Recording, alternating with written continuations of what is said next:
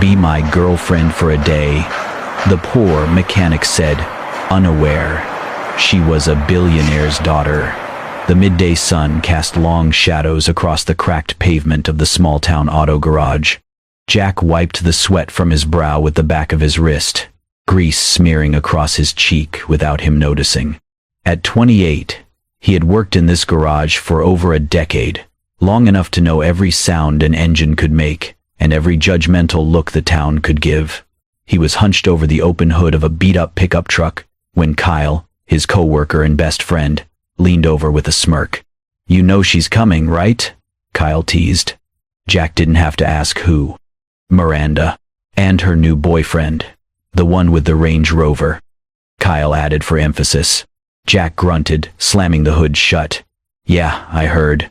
She'll be at the summer fair. You going alone?" "Looks that way." The annual summer festival was a big deal in their tiny town. Lights, food stalls, music, and couples. Miranda showing up with her flashy new guy would just be the cherry on the humiliation sundae Jack had been force-fed since their breakup. Just as Jack was about to head back inside, a sleek black sedan rolled slowly into the lot, steam puffing gently from under the hood. The car didn't belong. Too clean, too expensive. He straightened up, wiping his hands on a rag. The door opened, and out stepped a woman who looked like she had walked out of a travel magazine. She was in simple jeans and a white blouse, but the way the afternoon sun caught her golden blonde waves made her look almost glowing. "Hi, I think something's wrong with my engine," she said. Her voice was soft but clear, confident without being arrogant. Jack blinked. "You, got smoke? That's not good." Megan laughed, brushing hair from her face. "That's why I stopped." He walked around the front, opening the hood with practiced ease. "You're lucky it didn't overheat all the way." Megan watched him work, noticing the way his fingers moved with certainty, the quiet focus in his eyes. Jack, meanwhile, couldn't help stealing glances. She didn't flinch at the grease, didn't wrinkle her nose at the oil. She just smiled and waited. "You're not from around here," he said, half statement, half question. "Nope," Megan replied. "Just passing through." She wasn't lying. Technically, she had slipped away from the towering expectations of her life in the city for just a few days. No one here knew she was Megan Whitmore, heiress to a real estate empire. And that was exactly how she liked it. After about 20 minutes, Jack wiped his hands again and closed the hood. "Try it now." Megan slid behind the wheel and turned the key. The engine purred. "Wow," she said, stepping out. "You're kind of amazing." "No," Jack shrugged, suddenly bashful. "It's just what I do." They stood there for a moment, neither moving, the late afternoon sun casting golden light between them. And then Jack said it. "Would you be my girlfriend for a day?" Megan blinked. "I'm sorry?" He rubbed the back of his neck, face flushing. "I know, it sounds stupid. But there's this fair, and my ex will be there. And I'm tired of everyone thinking I'm still hung up on her. You don't have to actually do anything. Just pretend." Megan tilted her head, amused. "Just for a day?" "Yes. Just pretend," Jack repeated, instantly regretting asking. "You don't have to. Forget I said anything." She looked at him closely, sensing no malice, no manipulation, just honest desperation mixed with boyish charm. A beat passed. Then she smiled, the kind of smile that curled slowly and warmed from within. "Okay," she said, "just for a day." Jack stared. "Seriously?" Megan nodded, turning to her car. "But only if you promise not to fix anyone else's car while we're at this fair." Jack laughed, the sound coming from somewhere deep and surprised. "Deal." As she drove off, waving through the window, Jack stood there grinning like an idiot, grease still on his face. He didn't know who she was, didn't know what he had just gotten himself into, but for the first time in a long time, he felt lucky. The next day, Under the cotton candy sky of early summer, Megan found herself slipping into a pair of white sneakers, tying her golden waves into a casual ponytail. She stared at herself in the mirror of the quaint motel room she'd checked into. Just for a day, she whispered to her reflection, smiling softly. When Jack pulled up in his rusty truck, freshly washed for the occasion, his jaw practically hit the pavement when he saw her. "Wow, you clean up nice." Megan laughed. "Thanks. I was going for believable small-town girlfriend." Jack grinned, nervously running a hand through his dark hair. "Nailed it." The summer fair was already buzzing with life, colorful banners swaying in the breeze, the scent of popcorn and funnel cake in the air. Laughter echoed from spinning rides and game booths. Families, couples, teenagers, everyone seemed to have gathered. As they walked through the gates, Jack hesitated for a second. "Ready?" Megan linked her arm through his. "Let's go shock your town." It started with curious stares, then whispered murmurs, then the unmistakable gasp from across the food stall. Miranda, Jack's ex, stood by a cotton candy stand, clinging to the arm of a man in a crisp blazer and designer shoes. Her expression wavered between confusion and disbelief. "Jack?" she called. Jack turned, nodding politely. "Miranda, this is Megan, my girlfriend." Megan extended her hand with the most graceful smile. "Nice to meet you." Miranda shook it slowly, still processing. "You look lovely." "Thank you," Megan replied, squeezing Jack's arm just a little. After that, everything seemed to glide more easily. They tried games. Megan laughed as Jack hopelessly failed at ring toss, but he redeemed himself by winning her a stuffed bear at the balloon darts. They shared a giant pretzel, walked through the art stalls, and took photos in front of the Ferris wheel. At one corner of the fairground, a little girl in a pink dress stood alone, pouting near a face-painting booth. "Hey, sweet pea," Jack called out. The girl turned, her face lighting up. "Uncle Jack." She ran over and hugged him. Megan smiled, crouching down to the girl's level. "You must be Lily," she said warmly. The girl nodded. "Are you Uncle Jack's girlfriend?" Megan chuckled. "Just for today."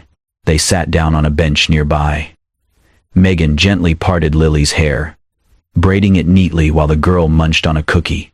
Then, with powdered sugar sticking to her nose, Lily asked, "Can you make those candy flowers too?" Megan grinned. "I'll try." Together, they made sugary roses with icing, Lily giggling the entire time. Jack stood behind them, quiet for a moment, watching. His heart unexpectedly thudded in his chest. She was different. Not just pretty, not just polite. She fit. Like she belonged in this mess of a town. Like she belonged in his life. Later, the announcer called for the raffle draw. A hush fell over the crowd. "And the winner of the new cruiser bike is Jack Carson." Everyone clapped. Jack looked genuinely surprised. He walked up, accepted the keys, held them for a moment, then turned to Lily. "How about you ride this one to school next week?" The crowd chuckled. Lily squealed, hugging him tightly.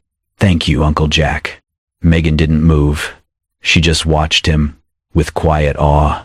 "You have a kind soul," she whispered, as he returned to her side. Jack looked at her, taken aback by the sincerity in her voice. "It's just a bike."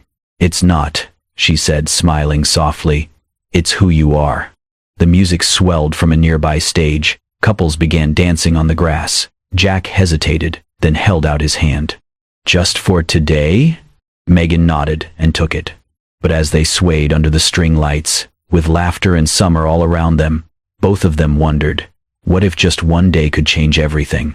Jack's small house sat at the edge of town, framed by tall oak trees and the sound of cicadas humming through the evening air. It wasn't fancy. Paint chipped a little around the windows, and the porch creaked when you stepped on it. But to Megan, it felt strangely alive, warm, real. When Jack opened the door, the scent of roasted chicken and herbs filled the air. "Mom, we're here," he called out. From the kitchen, a kind voice answered. "Set the table, sweetheart. Dinner's almost ready." Megan stepped inside, brushing a strand of golden hair from her cheek. The living room was cozy, lined with old photos. Jack as a boy holding a fishing rod, his father in a work uniform, his mother smiling in a floral dress. It was a home built on moments, not money. Jack gestured toward the dining table. Sorry, it's not much. Mom likes to cook for company, though. Megan smiled softly. It's perfect. A minute later, Mrs. Carson appeared, a short woman with gentle eyes and silver streaks in her hair. She wiped her hands on her apron and beamed. You must be Megan. I've heard about you. Megan felt her face warm. Only good things, I hope. Only good, the woman chuckled. Now sit, both of you. Dinner's ready. The table was simple: chicken roasted with potatoes, green beans, fresh bread, and a pitcher of sweet tea. No silver cutlery, no servants hovering behind chairs. Just food that smelled of care and hands that had worked for it. As they began to eat, conversation came easily. Mrs. Carson told stories about the garage, about how Jack once built his first go-kart from scrap metal. Megan laughed.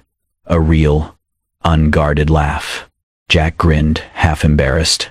Don't listen to her. That thing barely moved 10 feet before it died. 10 feet of glory, his mother teased. He's always been stubborn like that. Megan looked between them, a faint ache forming in her chest. This was the kind of closeness she'd never known.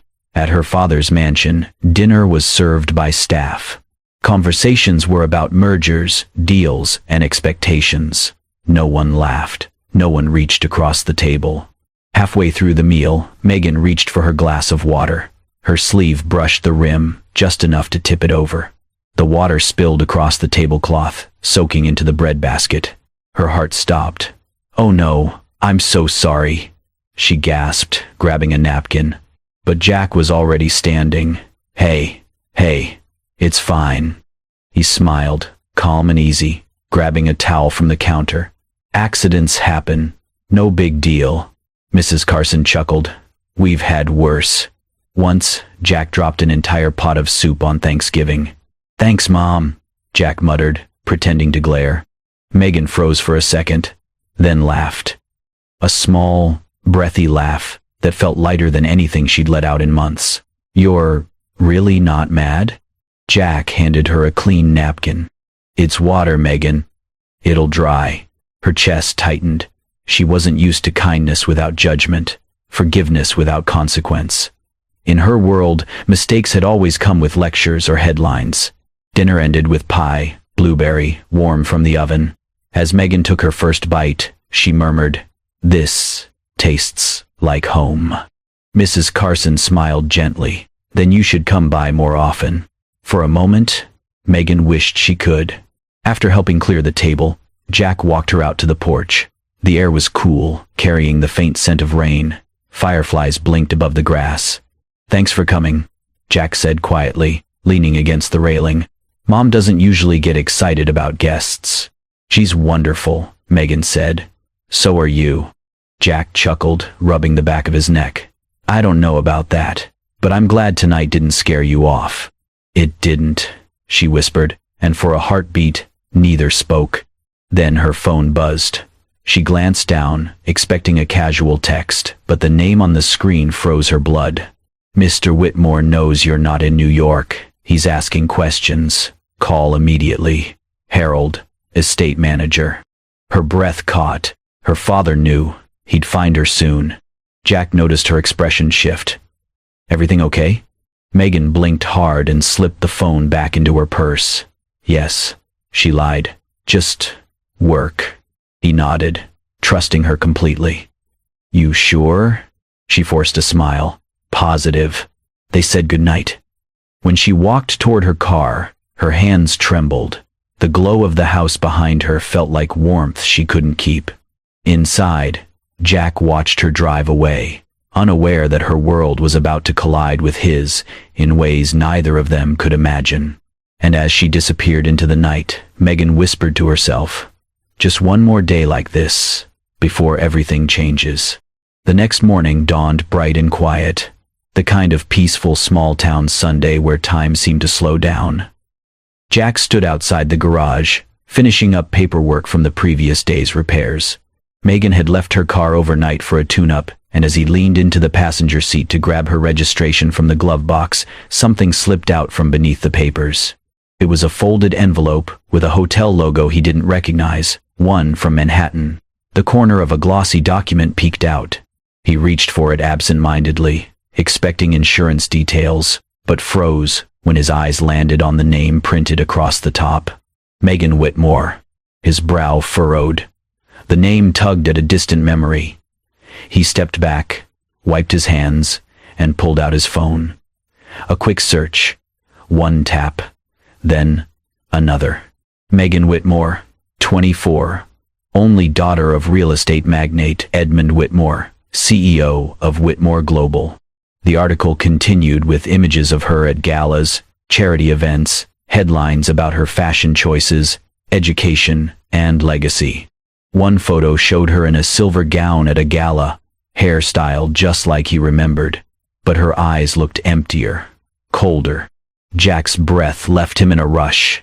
She hadn't just left out details, she had left out an entire identity.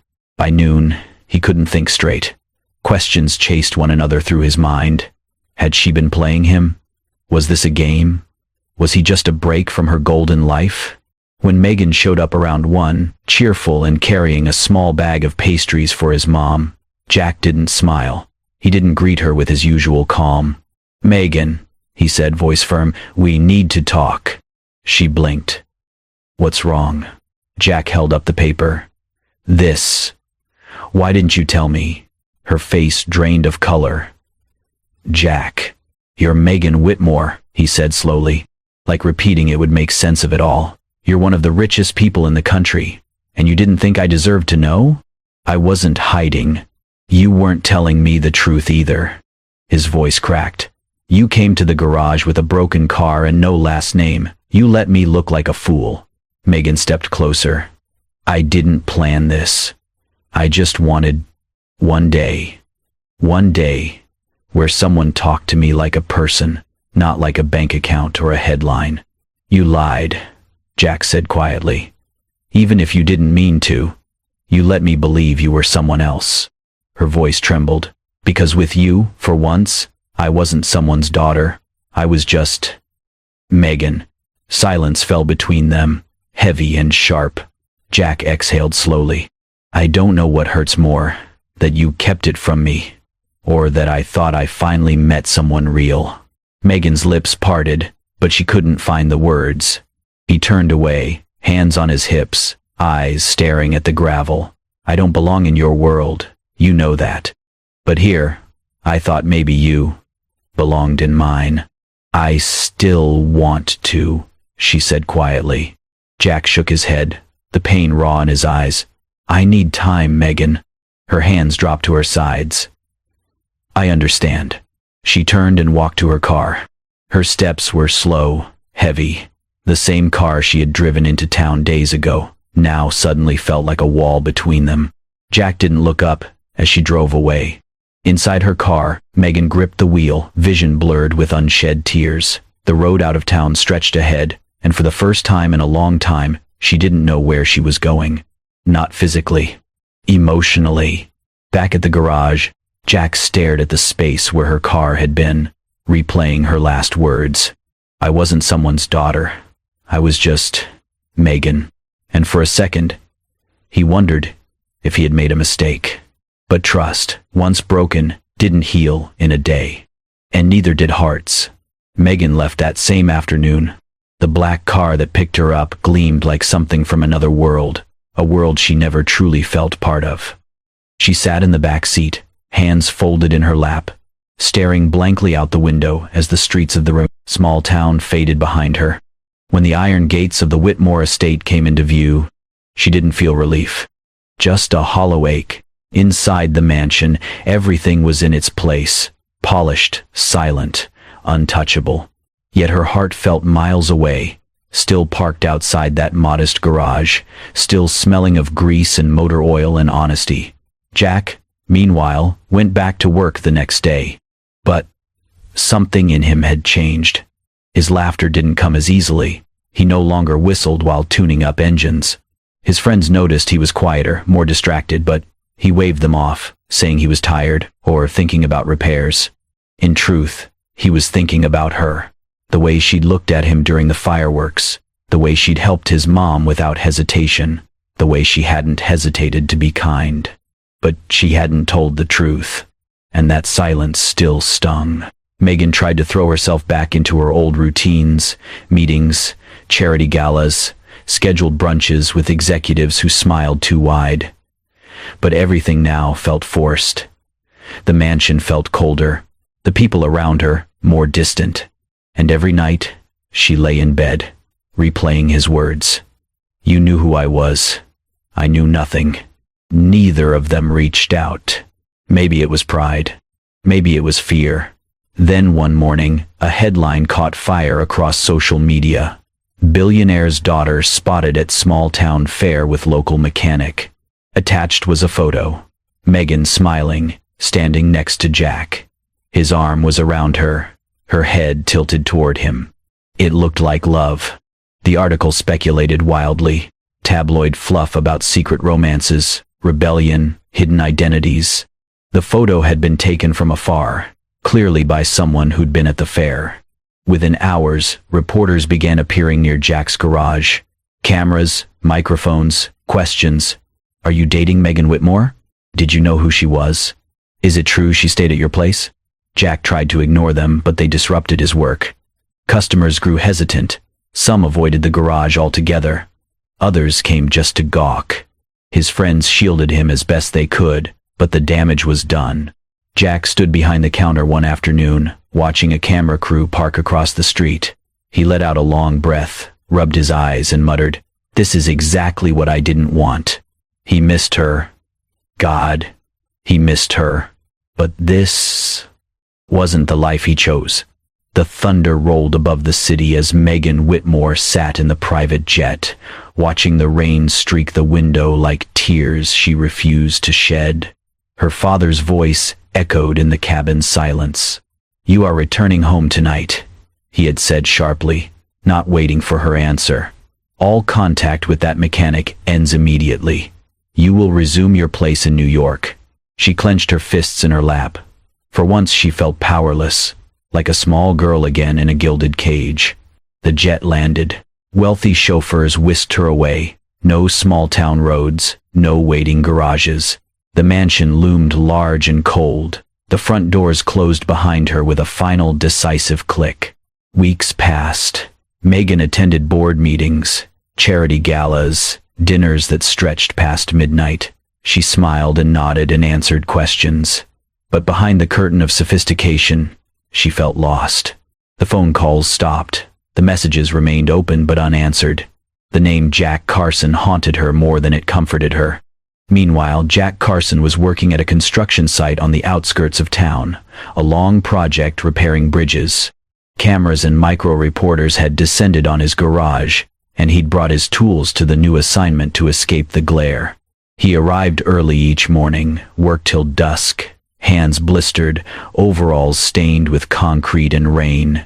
His friends asked why he left the garage. He said only, "Too much noise." They nodded, without knowing the real reason. Megan did know. She decided she couldn't live with silence anymore. One night she slipped out of the mansion. Rain pounded the streets, water pooling along curbs. She pulled her yellow gold hair under the hood of a simple raincoat, walked away from the security gate and the expensive valet cars. For once, she walked without a driver. She found the road to the site.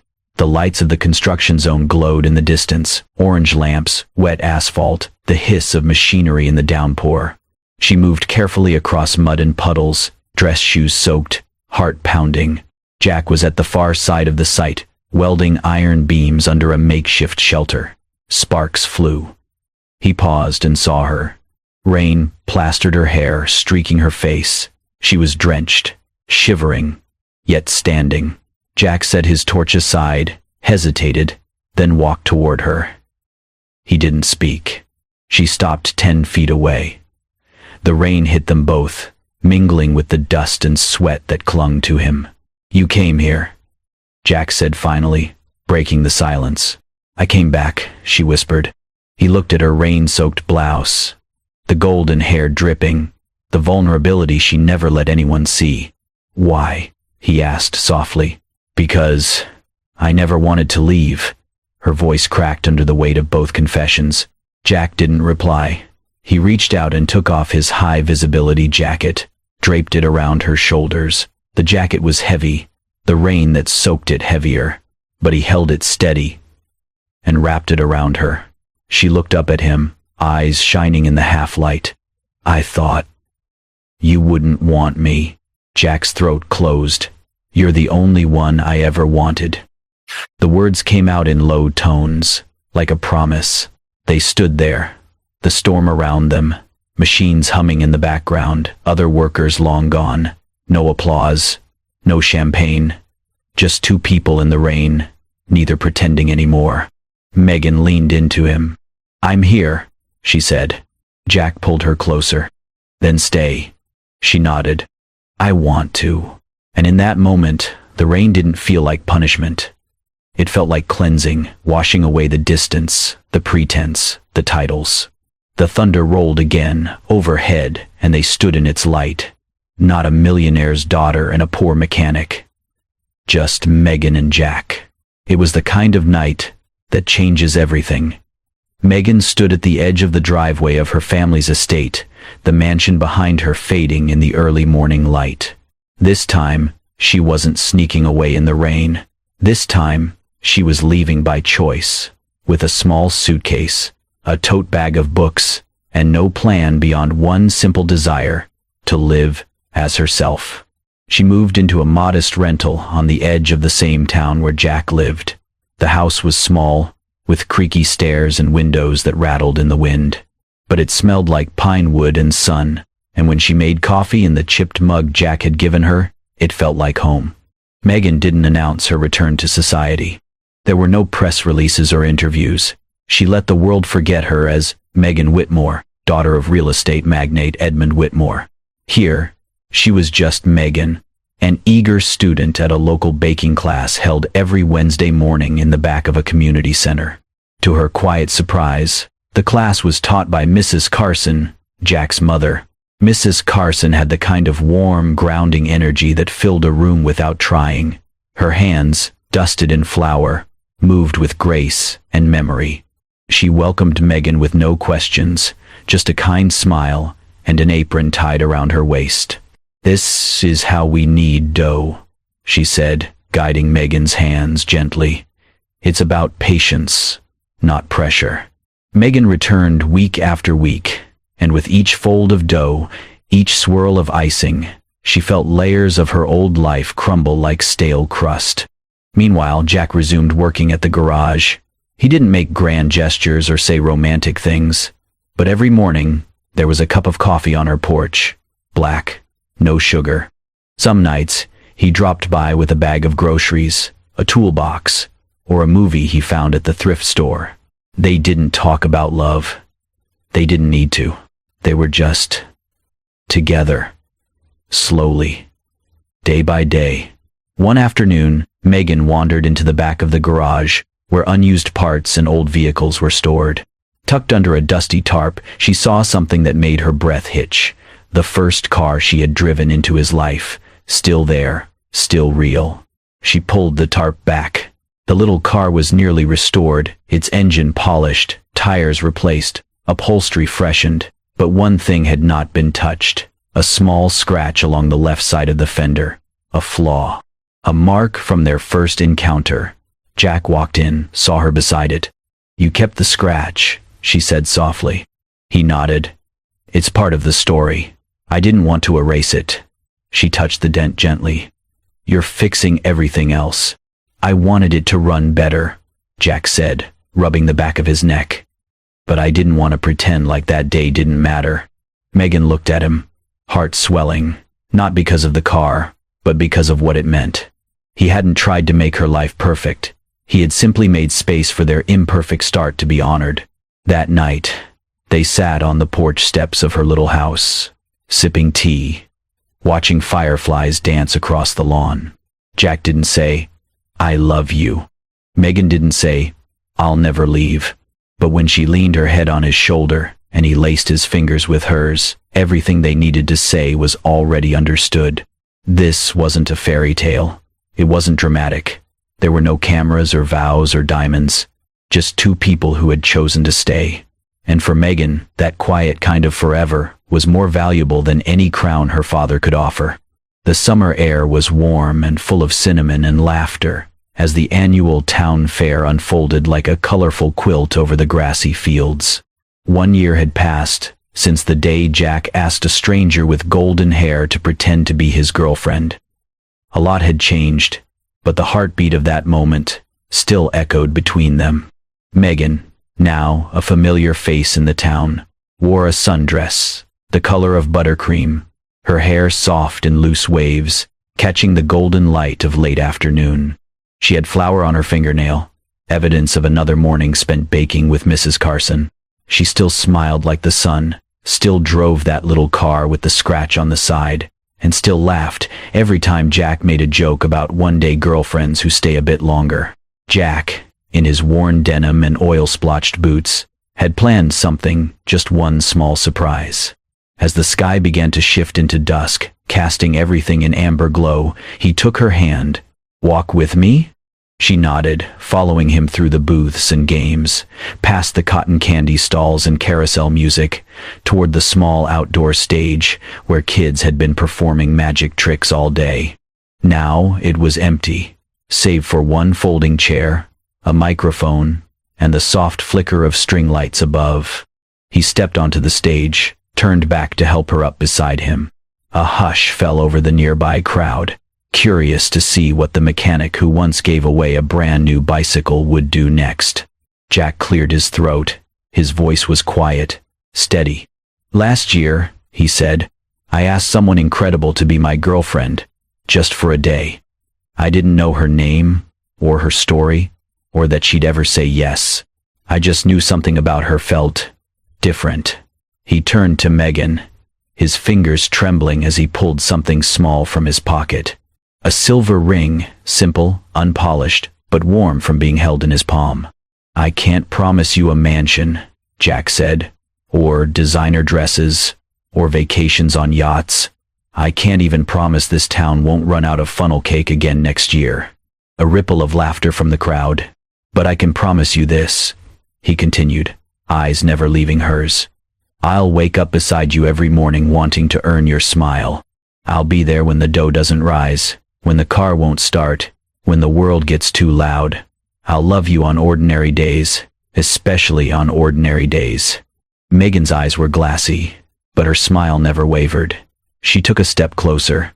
"You had me at that broken-down garage," she whispered. He slipped the ring onto her finger. It didn't sparkle like diamonds, but it fit perfectly. The crowd erupted into cheers, claps, whoops of joy. A nearby vendor set off a rogue firework, and suddenly the sky bloomed in color, reds and blues and golds raining light over the fairground. Megan wrapped her arms around Jack's neck as children in pink dresses ran by with sparklers, their laughter dancing in the air. She didn't need titles, or spotlights, or palaces, just this man, this town, and this love, raw and real and never borrowed. And as they held each other beneath the exploding sky, Jack whispered into her ear, "I never wanted a fairy tale. I just wanted you." And finally, she was his, not for a day, but for all the days to come. If this story of unexpected love, humble beginnings, and choosing each other beyond status touched your heart, don't forget to hit that subscribe button. At Kindness and Love Tales, we bring you soulful stories that celebrate sincerity, resilience, and the quiet magic of real connection. Share this tale with someone who believes in love that's honest, not perfect, and stay with us for more moving narratives that warm your heart and make you believe again. Your next favorite love story might just be one click away. Subscribe now.